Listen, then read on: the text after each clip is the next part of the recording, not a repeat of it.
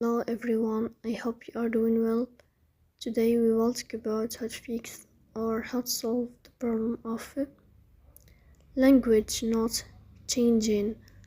On the application of Duolingo, you click on settings. Here we click on apps, default apps, app settings.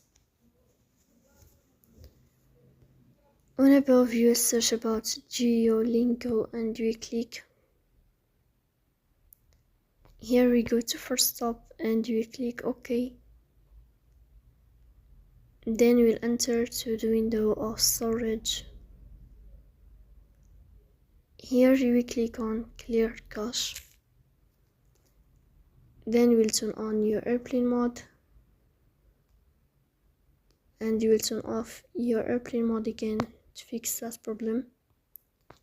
So please don't forget to support us by liking.